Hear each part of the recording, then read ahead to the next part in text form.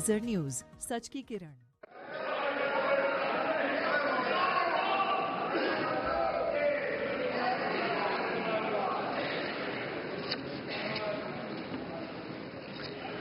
माननीय सदस्यगण, मैं 18वीं लोकसभा के सभी नवनिर्वाचित सदस्यों को बहुत बहुत बधाई और शुभकामनाएं देती हूँ। आप सभी यहाँ देश के मतदाताओं का विश्वास जीतकर आए हैं।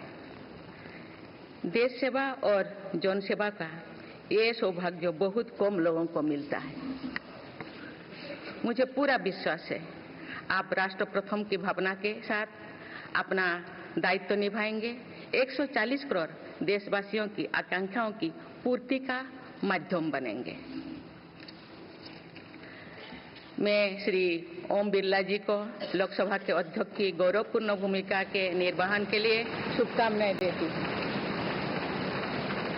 उनके पास सार्वजनिक जीवन का बहुत व्यापक अनुभव है।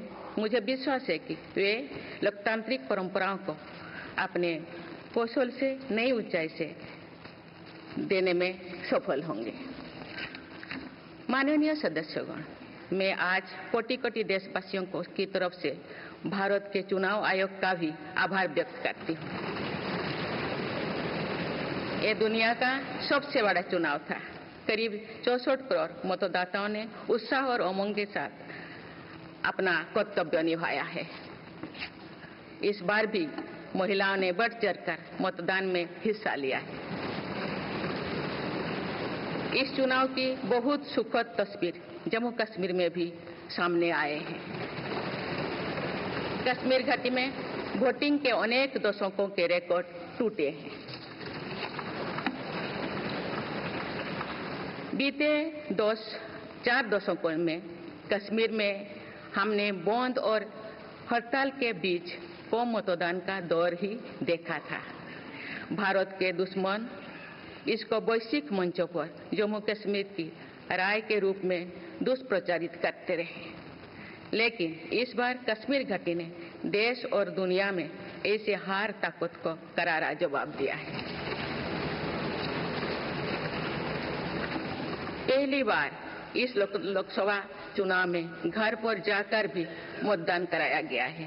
मैं लोकसभा चुनाव से जुड़ी हर कर्मी को सराहना करती हूं और अभिनंदन करती हूं। माननीय सदस्यगण, 2024 के लोकसभा चुनाव की चर्चा आज पूरी दुनिया में हो रही है। दुनिया देख रही है कि भारत के लोगों में लगातार तीसरी बार स्थिर और स्पष्ट बहुमत की सरकार बनाई है।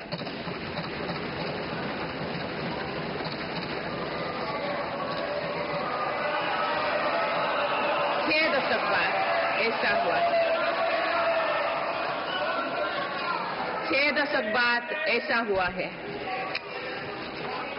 ऐसा समय में जो भारत के लोगों की आकांक्षाएं सर्वोच्च स्तर पर है, लोगों ने मेरी सरकार पर लगातार तीसरी बार भरोसा जताया है।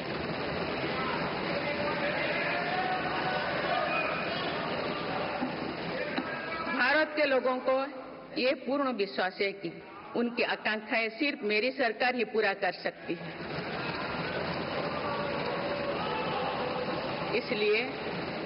इसलिए 2024 का ये चुनाव नीति, नियत, निष्ठा और निर्णयों पर विश्वास का चुनाव रहा है। मजबूत और निर्णायक सरकार में विश्वास, सुशासन, स्थिरता और निरंतरता में विश्वास, ईमानदारी और कड़ी मेहनत में विश्वास, सुरक्षा और समृद्धि में विश्वास,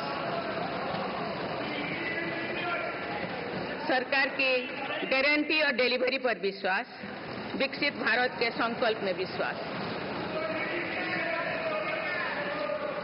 मेरी सरकार ने 10 वर्षों से सेवा और सुशासन का जो मिशन चलाया है, ये उस पर मुहर है।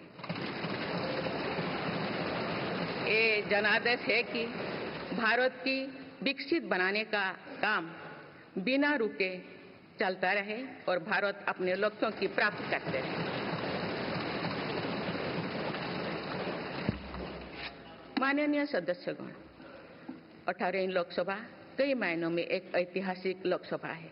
ये लोकसभा अमृतकाल के शुरुआती वर्षों में गठित हुई है। ये लोकसभा देश के संविधान को अपनाने के 75वें वर्षों की भी साक्षी बनेगी।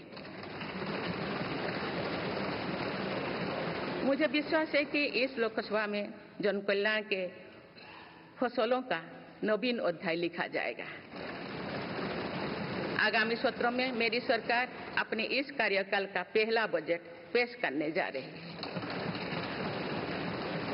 ये बजट सरकार की दूरगामी नीतियों और फ्यूचरिस्टिक विजन का एक प्रभावी दस्तावेज होगा।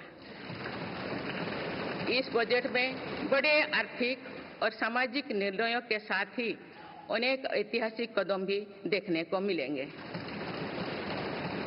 भारत के तेज विकास की जन आकांक्षाओं का पूरा करने के लिए रिफॉर्म्स की गति अब और तेज की जाएगी। मेरी सरकार का मत है कि दुनिया भर में निवेशकों को आकर्षित करने के लिए राज्यों में स्वस्थ स्पर्धा हो। यही कॉम्पिटिटिव कोऑपरेटिव फेडरलिज्म की सच्ची स्पिरिट है। राज्यों के विकास से देश का विकास, इसी भावना के साथ हम आगे बढ़ते रहेंगे। माननीय सदस्यगण, रिफॉर्म, परफॉर्म और ट्रांसफॉर्म के संकल्प ने आज भारत को दुनिया की सबसे तेजी से बढ़ने वाली अर्थव्यवस्था बना दिया।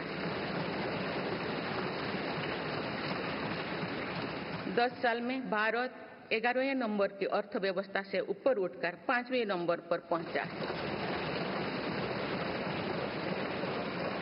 साल 2021 से लेकर साल 2024 के बीच भारत में औसतन 8% की रफ्तार से विकास किया है।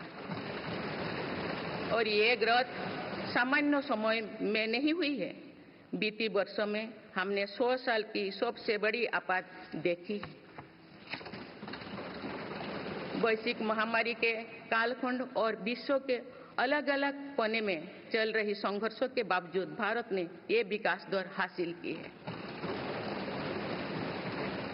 ये बीते 10 साल के रिफॉर्म्स और राष्ट्रहित में के लिए किए गए फैसला के कारण संभव है। आज भारत अकेले ही दुनिया की ग्रोथ में 15% का योगदान दे रही है। अब मेरी सरकार भारत को विश्व की तीसरे नंबर की इकोनॉमी बनाने में जुटी हुई है। इस लक्ष्य की प्राप्ति विकसित भारत की नींव को भी मजबूत करने में काम करेगी। माननीय सदस्यगण, मेरी सरकार अर्थव्यवस्था के तीनों स्तंभों मैन्युफैक्चरिंग, सर्विसेज और एग्रीकल्चर को बराबर महत्व दे रही है। पीएलआई स्कीम्स और ईज ऑफ डूइंग बिजनेस से बड़े पैमाने पर निवेश और रोजगार के अवसर बढ़ रही है। पारंपरिक सेक्टर्स के साथ साथ सनराइज सेक्टर्स को भी मिशन मोड पर बढ़ावा दिया जा रहा है।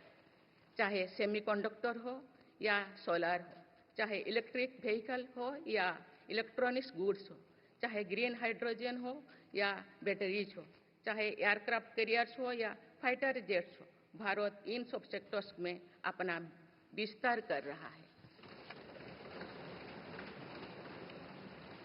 लॉजिस्टिक्स कॉस्ट को कम करने के लिए भी मेरी सरकार लगातार प्रयास कर रही है। सरकार सर्विस सेक्टर को भी मजबूत करने में जुटे हैं। आज आईटी से लेकर टूरिज्म तक, हेल्थ से लेकर वेलनेस तक हर सेक्टर में भारत लीडर बन रहा है और इससे बड़ी संख्या में रोजगार और स्वरोजगार के नए मौके बन रहे हैं। माननीय सदस्यगण, पिछले 10 वर्षों में मेरी सरकार द्वारा ग्रामीण अर्थव्यवस्था के हर पहलू पर बहुत जोर दिया गया है। गांव में कृषि आधारित उद्योगों, डेयरी और फिशरीज आधारित उद्योगों का विस्तार किया जा रहा है। इसमें भी सहकारिता को प्राथमिकता दी गई है। सरकार किसानों उत्पाद संघ, एफपीओ और फैक्स जैसे सरकारी संगठनों का एक बड़ा नेटवर्क बना रही है। छोटे किसानों की बड़ी समस्या भंडारण से जुड़े होती है। इसलिए मेरी सरकार ने सहकारिता क्षेत्र में दुनिया की सबसे बड़ी भंडारण योजना पर काम कर शुरू कर चुकी है। किसान अपने छोटे खर्चे पूरे करने के लिए इसके लिए पीएम किसान सम्मान निधि के तहत उन्हें 3,20,000 करोड़ रुपये से ज्यादा राशि दे सकते हैं। मेरी सरकार के नई कार्यकाल के शुरुआत दिनों से ही किसानों को 20,000 करोड़ रुपया से अधिक की राशि ट्रांसफर की जा चुकी है। सरकार ने खरीफ फसलों के लिए एमएसपी में भी रिकॉर्ड वृद्धि की है। माननीय सदस्यगण, आज का भारत अपनी वर्तमान जरूरतों को ध्यान में रखते हुए अपनी कृषि व्यवस्था में बदलाव कर रहा है। हम ज्यादा से ज्यादा आत्मनिर्भर हो और ज्यादा से ज्यादा निर्यात से किसानों की आमदनी बढ़े, इस सोच के साथ नीतियां बनाई गई है, निर्णय लिए गए हैं। जैसे भारत दलहन और तिलहन में दूसरे देशों पर निर्भरता कम करने के लिए देश के किसानों को हर संभव मदद दे रहे हैं। ग्लोबल मार्केट में किस तरह के फूड प्रोडक्ट की डिमांड ज्यादा है, इसके आधार पर नई रणनीति बनाई जा रही है। आजकल ऑर्गेनिक उत्पादों को लेकर दुनिया में डिमांड तेजी से बढ़ रही है। भारत के किसानों के पास इस डिमांड को पूरा करने के भरपूर क्षमता है। इसलिए सरकार प्राकृतिक खेती और इससे जुड़ी उत्पादों की सप्लाई चेन को सशक्त कर रही है। ऐसे प्रयासों से किसानों का खेती पर होने वाला खर्च भी कम होगा और उनकी आय भी और बढ़ेगी। माननीय सदस्यगण, आज का भारत दुनिया की चुनौतियां बढ़ाने के लिए नहीं बल्कि दुनिया को समाधान देने के लिए माना जाता है। विश्व बंधु के तौर पर भारत ने अनेक वैश्विक समस्याओं के समाधान को लेकर पहल की है। जलवायु परिवर्तन से लेकर खाद्य सुरक्षा तक, पोषण से लेकर सस्टेनेबल एग्रीकल्चर तक हम अनेक समाधान दे रहे हैं। हमारे मोटे अनाज श्री अन्न की पहुंच सुपर फूड के तौर पर दुनिया के कोने कोने में हो, इसके लिए भी अभियान चल रहा है। भारत की पहल पर पूरी दुनिया ने वर्ष 2023 में इंटरनेशनल मिलेट्स ईयर मनाया है। आपने देखा है, हाल ही में पूरी दुनिया ने अंतर्राष्ट्रीय योग दिवस भी मनाया है। भारत की इस महान परंपरा की प्रतिष्ठा विश्व में लगातार बढ़ रही है। योग और आयुष को बढ़ावा देकर भारत एक स्वस्थ विश्व के निर्माण में मदद कर रही है। मेरी सरकार ने रिन्यूएबल एनर्जी क्षमता भी कई गुना बढ़ाई है। हम जलवायु से जुड़े लक्ष्यों को निर्धारित समय से पहले प्राप्त करने की दिशा दिखा रहा है। नेट जीरो के लिए आज भारत के प्रयास कई दूसरे देशों को प्रेरित कर रहे हैं। इंटरनेशनल सोलर अलायंस जैसे पहल पर आज रिकॉर्ड संख्या में दुनिया के देश हमारे साथ जुड़े हैं। माननीय सदस्यगण, आने वाला समय ग्रीन एरा यानी हरित युग का है। मेरी सरकार इसके लिए भी हर जरूरी कदम उठा रही है। हम हरित उद्योगों पर निवेश बढ़ा रहे हैं, जिससे ग्रीन जॉब्स भी बढ़े हैं। ग्रीन एनर्जी हो या फिर ग्रीन मोबिलिटी, हर मोर्चे पर हम बड़े लक्ष्यों के साथ काम कर रहे हैं। मेरी सरकार अपने शहरों को दुनिया के बेहतरीन लिविंग स्पेस बनाने के लिए भी प्रतिबद्ध है। प्रदूषण से मुक्त, साफ सुथरे और सुविधा युक्त शहरों में रहना भारत के नागरिकों का हक है। विशेष रूप से छोटी शहरें और कस्बे में बीते 10 वर्षों से अभूतपूर्व निवेश किया गया है। भारत में आज दुनिया का तीसरे सबसे बड़ा डोमेस्टिक एविएशन मार्केट है। अप्रैल 2014 में भारत में सिर्फ 209 एयरलाइन रूट्स थे। अप्रैल 2024 में इनकी संख्या बढ़कर 605 हो गया है। हवाई यात्रा में हो रहे इस विस्तार का सीधा लाभ टियर 2, टियर 3 शहरों को हो रहा है। 10 वर्षों में देश के 21 शहरों तक मेट्रो सुविधाएं पहुंची है। वंदे मेट्रो जैसे कई योजनाएं पर काम चल रही है। भारत का पब्लिक ट्रांसपोर्ट दुनिया में बेहतरीन हो, इस लक्ष्य के साथ मेरी सरकार काम कर रही है। माननीय सदस्यगण, मेरा सरकार इन आधुनिक मापदंड पर काम कर रही है जिससे भारत विकसित देश के सामने बराबरी से खड़े हो सके। इंफ्रास्ट्रक्चर का विकास इस दिशा में बदलते भारत की नई तस्वीर के रूप में उभारा है। मेरी सरकार ने 10 वर्षों में पीएम ग्रामीण सड़क योजना के तहत गांव में 3,80,000 किलोमीटर से ज्यादा सड़कें बनाई हैं। आज भारत में नेशनल हाईवेज और एक्सप्रेसवेज का जाल बिछ रहा है। नेशनल हाईवेज बनाने की गति में भी 2 गुनी से अधिक की वृद्धि हुई है। अहमदाबाद मुंबई के बीच हाई स्पीड रेल इकोसिस्टम का निर्माण कार्य भी तेजी से आगे बढ़ रहे हैं। मेरी सरकार ने उत्तर, दक्षिण और पूर्वी भारत के बुलेट ट्रेन कॉरिडोर्स के लिए फिजिबिलिटी स्टडीज शुरू करने का फैसला किया है। पहली बार देश में अंतर्देशीय जल मार्गों के विकास पर इतने व्यापक रूप से काम शुरू हुआ है। इसका बड़ा लाभ नॉर्थ ईस्ट को होगा। मेरी सरकार ने नॉर्थ ईस्ट के विकास के लिए 10 वर्षों में आवंटन में 4 गुना से अधिक की वृद्धि की है। सरकार इस क्षेत्र को एक्ट ईस्ट पॉलिसी के तहत स्ट्रेटेजिक गेटवेज बनाने के लिए काम कर रही है। नॉर्थ ईस्ट में हर तरह की कनेक्टिविटी का बढ़ाया जा रहा है। शिक्षा, स्वास्थ्य, पर्यटन, रोजगार, हर क्षेत्र में विकास कार्यों को आगे बढ़ाया जा रहा है। असम में 27,000 करोड़ रुपए की लागत से सेमीकंडक्टर प्लांट बनाया जा रहा है, यानी north east made in India chips को भी सेंटर होने वाला है। मेरी सरकार नॉर्थ ईस्ट में स्थायी शांति के लिए निरंतर काम कर रही है।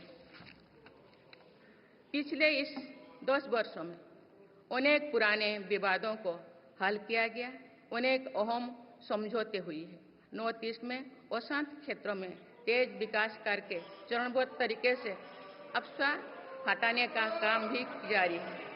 देश के हर क्षेत्र में विकास के ये नए आयाम भारत के भविष्य का उद्घोष कर रहे हैं। माननीय सदस्य, वुमेन लेड डेवलपमेंट के लिए समर्पित मेरी सरकार ने महिला सशक्तिकरण के एक नई युग की शुरुआत की है। देश की नारी शक्ति लंबे समय तक लोकसभा और विधानसभा में अधिक भागीदारी की मांग कर रही थी। आप उनके पास नारी शक्ति बंधन अधिनियम की ताकत है। सरकार की योजनाओं की वजह से पिछले 1 दशक में महिलाओं का आर्थिक सामर्थ्य बढ़ा है। आप जानते हैं कि बीते 10 वर्षों में बने 4 करोड़ पीएम आवास में से ज्यादातर महिलाओं के नाम ही आवंटित हुई है।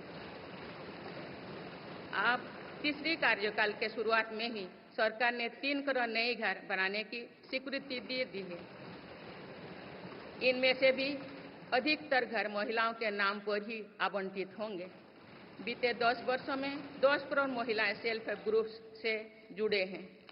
मेरी सरकार ने 3 करोड़ महिलाओं को लखपति दीदी बनाने के लिए व्यापक अभियान चलाए हैं। इसके लिए सेल्फ हेल्प ग्रुप्स को आर्थिक मदद भी बढ़ाई जा रही है। सरकार का प्रयास है कि महिलाओं का कौशल बढ़े, कमाई के साधन बढ़े और उनका सम्मान भी बढ़े। नमो ड्रोन दीदी योजना इस लक्ष्य की पूर्ति में सहायक बन रही है।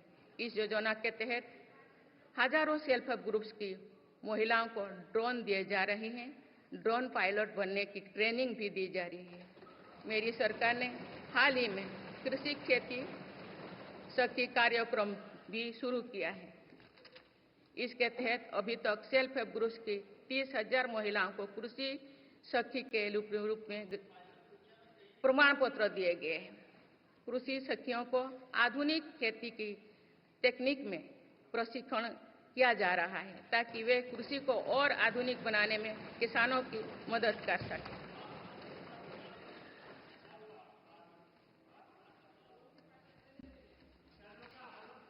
माननीय सदस्यगण, मेरी सरकार का ये भी प्रयास है कि महिलाएं अधिक से अधिक बचत कर सके। बैंक खातों में जमा राशि पर बेटियों को ज्यादा ब्याज देने वाला सुकन्या समृद्धि योजना की लोकप्रियता से हम परिचित हैं। मुफ्त राशन और सस्ते गैस सिलेंडर की योजना से महिलाओं को बहुत लाभ हो रहा है। अब मेरी सरकार बिजली का बिल जीरो करने और बिजली बेचकर कमाई करने की योजना भी लाई है। पीएम सूर्यघर मुफ्त बिजली योजना के तहत घर की छत पर सोलर पैनल लगाए जा रहे हैं। इसके लिए मेरी सरकार प्रति परिवार 78,000 रुपया तक की मदद कर रही है। इतने कम समय में 1 करोड़ से ज्यादा परिवार इन योजना में रजिस्टर कर चुके हैं। जिन घरों में सोलर पैनल लग चुके हैं, अब वहां बिजली का बिल जीरो हो गया है। माननीय सदस्यगण, विकसित भारत का निर्माण तभी संभव है जब देश के गरीब, युवा, नारी शक्ति और किसान सशक्त होंगे। इसलिए मेरी सरकार की योजनाओं में सर्वोच्च प्राथमिकता इन्हीं 4 स्तंभों को दी जा रही है। हमारी कोशिश इन तो हर सरकारी योजना का लाभ पहुंचाने की है और यही सैचुरेशन को की अप्रोच भी है। जो भारत इस इच्छा शक्ति के साथ काम कर रही है कि सरकारी योजना से एक भी व्यक्ति छूटे नहीं, तो इसका लाभ सभी को होता है। सरकार की योजनाओं एवं सैचुरेशन अप्रोच के कारण ही 10 वर्षों में 25 करोड़ भारतीय गरीबी से बाहर निकले। इसमें अनुसूचित जाति, अनुसूचित जनजाति, पिछले वर्ग, हर समाज, हर क्षेत्र के परिवार है। 10 वर्षों में लास्ट माइल डिलीवरी पर फोकस ने इन वर्गों का जीवन बदल दिया है। विशेषकर आदिवासी समाज में ये बदलाव और भी स्पष्ट नजर आ रहा है। 24,000 करोड़ रुपया से अधिक की पीएम जनमन जैसी योजना आज अति पिछड़े जनजातीय समूह के उत्थान का माध्यम बन रही है। सरकार पीएम सूरज पटल के माध्यम से वंचित वर्गों तक आजीविका के अवसरों को पहुंचाने के लिए सुलभ ऋण भी उपलब्ध करा रही है। मेरी सरकार दिव्यांग भाइयों और बहनों के लिए किफायती और स्वदेशी सहायक उपकरण विकसित कर रही है। देश भर में प्रधानमंत्री दिव्यांशा केंद्रों का भी विस्तार किया जा रहा है। वंचितों की सेवा का ये संकल्प ही सच्चा सामाजिक न्याय है। माननीय सदस्यगण, देश की श्रम शक्ति के सम्मान के लिए श्रमिक बंधुओं का कल्याण और सशक्तिकरण मेरी सरकार की प्राथमिकता है। मेरी सरकार श्रमिकों के लिए सामाजिक सुरक्षा योजनाओं को एकीकृत कर रही है। डिजिटल इंडिया तथा डाकघरों के नेटवर्क का उपयोग करके दुर्घटना और जीवन बीमा के कवरेज को बढ़ाने का काम हो रहा है। पीएम स्वनिधि का विस्तार किया जाएगा और ग्रामीणों और सेमी अर्बन क्षेत्रों के रेहड़ी पटरी वाले भाइयों बहनों को भी इसके दायरे में लाया जाएगा। माननीय सदस्यगण, बाबा साहेब डॉक्टर भीमराव अंबेडकर का मानना था कि किसी भी समाज की प्रगति समाज के निचले तबके की प्रगति पर निर्भर करती है। पिछले 10 वर्षों में राष्ट्र की उपलब्धियों और विकास का आधार गरीब का सशक्तिकरण रहा है। मेरी सरकार ने पहली बार गरीब को ये एहसास करवाया कि सरकार उनकी सेवा में है। कोरोना के कठिन समय में सरकार ने 80 करोड़ लोगों को मुफ्त राशन देने के लिए पीएम गरीब कल्याण अन्न योजना शुरू की। इस योजना का लाभ उन परिवारों को भी मिल रहा है जो गरीबी से बाहर निकले हैं, ताकि उनके कदम वापस पीछे ना जाए। स्वच्छ भारत अभियान में भी गरीब के जीवन की गरिमा से लेकर उसके स्वास्थ्य तक का राष्ट्रीय महत्व का विषय बनाया है। पहली बार देश में करोड़ों गरीबों के लिए शौचालय बनाया गया है। ये प्रयास हमें आश्वस्त करते हैं कि देश आज महात्मा गांधी के आदर्शों का सच्चे अर्थों में अनुसरण कर रहा है। मेरी सरकार 55 करोड़ लाभार्थियों को आयुष्मान भारत योजना के तहत मुफ्त स्वास्थ्य सेवाएं भी उपलब्ध करवाए हैं। देश में 25,000 जन औषधि केंद्रों को खोलने का काम भी तेजी से चल रहा है। आप इस क्षेत्र में सरकार एक और निर्णय लेने जा रही है। आप आयुष्मान भारत योजना के तहत मुफ्त इलाज का लाभ 70 वर्षों से अधिक उम्र के सभी बुजुर्गों को भी मिलेगा।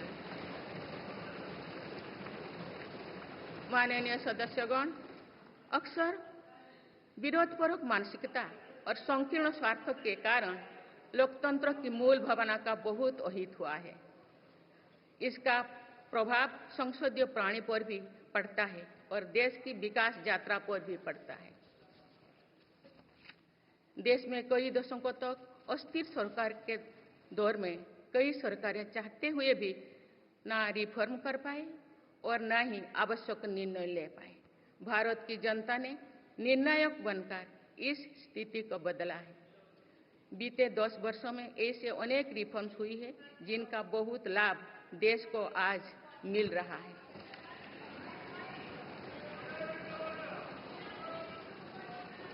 जब ये रिफॉर्म्स किए जा रहे थे तो भी इनका विरोध किया गया था। नकारात्मकता फैसले की कोशिश की गई थी, लेकिन ये सारे रिफॉर्म्स समय की कसौटी पर खरे साबित हुए हैं। 2 साल पहले भारत के बैंकिंग सेक्टर को डूबने से बचाने के लिए सरकार ने बैंकिंग रिफॉर्म्स किए, आईबीसी जैसी कानून बनाए। आज इन्हीं रिफॉर्म्स ने भारत के बैंकिंग सेक्टर को दुनिया के सबसे मजबूत बैंकिंग सेक्टर में से एक बना लिया। हमारे सार्वजनिक क्षेत्रों के बैंक आज मजबूत और लाभदायक है। सार्वजनिक क्षेत्रों के बैंकों के लाभ 2023-24 में 1.4 लाख करोड़ रुपए को पार कर गया, जो पिछले वर्षों की तुलना में 35% अधिक है। हमारे बैंकों की मजबूती उन्हें ऋण आधार का विस्तार करने और राष्ट्र के आर्थिक विकास में योगदान करने के लिए सक्षम बनाती है। सरकारी बैंकों का एनपीए भी लगातार कम हो रही है। आज एसबीआई रिकॉर्ड मुनाफे पर है। आज एलआईसी पहले से कहीं अधिक मजबूत है। आज एचएएल भी देश की डिफेंस इंडस्ट्री को ताकत दे रही है। आज जीएसटी भारत की इकोनॉमी को फॉर्मलाइज करने का, व्यापार कारोबार को आसान बनाने का माध्यम बना रहे हैं।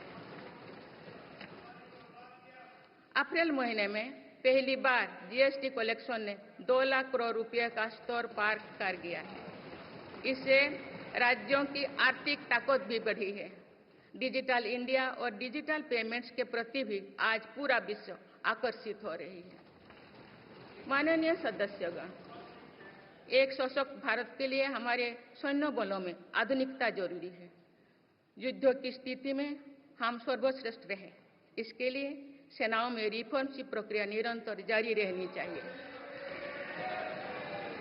इसी सोच के साथ मेरी सरकार ने बीते 10 वर्षों में डिफेंस सेक्टर में अनेक रिफॉर्म्स किए हैं। जीडीएस जैसे रिफॉर्म्स ने हमारी सेनाओं को नई मजबूती दी है। मेरी सरकार ने डिफेंस सेक्टर को आत्मनिर्भर बनाने के कई महत्वपूर्ण कदम उठाए हैं। ऑर्डिनेंस फैक्ट्रीज के रिफॉर्म से डिफेंस सेक्टर को बहुत लाभ हुआ है। 40 से अधिक ऑर्डिनेंस फैक्ट्रीज को 7 निगमों में संगठित करने से उनकी क्षमता और दक्षता दोनों बढ़ी है। ऐसे ही रिफॉर्म्स के कारण भारत आज 1 लाख करोड़ रुपए से अधिक की डिफेंस मैन्युफैक्चरिंग कर रहा है। पिछले एक दशक में हमारे डिफेंस एक्सपोर्ट 18 गुना अधिक होकर 21,000 करोड़ रुपया तक पहुंच चुका है। फिलीपींस के साथ ब्रह्मास मिसाइल का रक्षा सौदा डिफेंस एक्सपोर्ट के क्षेत्र में भारत की पहचान मजबूत कर रहा है। सरकार ने युवाओं और उनके स्टार्टअप्स को बढ़ावा देकर आत्मनिर्भर डिफेंस सेक्टर की मजबूत नींव तैयार की है। मेरी सरकार उत्तर प्रदेश और तमिलनाडु में 2 डिफेंस कॉरिडोर्स भी विकसित कर रही है। हम सभी के लिए एक खुशी की बात है कि पिछले वर्ष हमारी सैन्य जरूरतों की लगभग 70% खरीद भारतीय उद्योगों से ही की गई है। हमारी सेनाओं ने 500 से अधिक सैन्य साजो सामान को विदेशों में नहीं मंगाना तय किया है। ये सभी हथियार और उपकरण अब सिर्फ भारतीय कंपनियों से ही खरीद की जाएगी। मेरी सरकार ने सैनिकों के हितों को भी हमेशा प्राथमिकता दी है। तभी 4 दशक के बाद वन रैंक वन पेंशन को लागू किया गया है। इसके तहत अब तो 1,20,000 करोड़ रुपया दिए जा चुके हैं। शहीद सैनिकों के सम्मान के लिए सरकार ने कर्तव्य पथ के एक छोर पर नेशनल वॉर मेमोरियल की स्थापना भी की है। ये प्रयास केवल वीर जवानों के प्रति कृतज्ञ राष्ट्र का नमन ही नहीं है, बल्कि राष्ट्र प्रथम की अनवरत प्रेरणा का स्रोत भी है। माननीय सदस्यगण, मेरी सरकार देश के हर युवा को बड़े सपने देखने और उन्हें साकार करने के लिए जरूरी माहौल बनाने में जुटी है। बीते 10 वर्षों में ऐसे हर अवरोध को हटाया गया है जिसके कारण युवाओं को परेशानी थी। पहले अपने ही प्रमाण पत्रों को अटेस्ट करने के लिए युवाओं को भटकना पड़ता था। अब युवा सेल्फ अटेस्टेड करने का काम कर रहे हैं। केंद्र सरकार की ग्रुप सी ग्रुप डी भर्तियों से इंटरव्यू को खत्म किया गया है। पहले जो विद्यार्थी सिर्फ भारतीय भाषा में पढ़ाई करते थे, उनके साथ अन्याय की जाती थी। मेरी सरकार ने नई राष्ट्रीय शिक्षा नीति लागू कर इस अन्याय को दूर करने के लिए कदम उठाए हैं। युवाओं को अब भारतीय भाषा में इंजीनियरिंग की पढ़ाई का विकल्प भी मिला है। विगत 10 वर्ष में देश में 7 नई IIT, 16 IIIT, 7 IIM, 15 नए एम्स, 315 मेडिकल कॉलेज और 390 विश्वविद्यालय स्थापित किया गया है। मेरी सरकार इन संस्थानों को और मजबूत बनाकर आवश्यकता के अनुसार इनकी संस्था को भी बढ़ाएंगे। सरकार एक डिजिटल विश्वविद्यालय बनाने की दिशा में भी काम कर रही है। अटल टिंकरिंग लैब्स, स्टार्टअप इंडिया और स्टैंड अप इंडिया जैसे अभियान हमारे युवाओं का सामर्थ्य बढ़ा रहे हैं। इन्हीं प्रयासों से आज भारत दुनिया का तीसरा सबसे बड़ा स्टार्टअप इकोसिस्टम बन चुका है। माननीय सदस्यगण, सरकार का ये निरंतर प्रयास है कि देश के युवाओं को अपनी प्रतिभा दिखाने का उचित अवसर मिले। सरकारी भर्ती हो या फिर परीक्षाएं, सुनिए, परीक्षाएं किसी भी कारण से इनमें रुकावट आए, ये उचित नहीं है। इनमें शुचिता और पारदर्शिता बहुत जरूरी है। हाल ही में कुछ परीक्षाओं में हुई पेपर लीक की घटनाओं की निष्पक्ष जांच और दोषियों को कड़ी से कड़ी सजा दिलवाने के लिए मेरी सरकार प्रतिबद्ध है। इससे पहले भी हमने देखा है कि कई राज्यों में पेपर लीक की घटनाएं होती रही है। इस पर दलीय राजनीति से ऊपर उठकर देशव्यापी ठोस उपाय करने की जरूरत है। संसद ने भी परीक्षा में होने वाली गड़बड़ियों के विरुद्ध एक सख्त कानून बनाया है। मेरी सरकार परीक्षाओं से जुड़ी संस्थाओं, उनके कामकाज के तरीके, परीक्षा प्रक्रिया सभी में बड़ी सुधार करने की दिशा में काम कर रही है।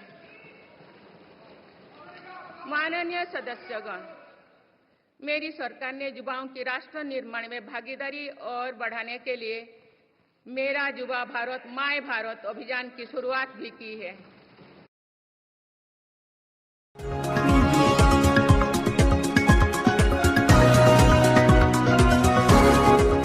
ये है लेजर न्यूज, सच की किरण।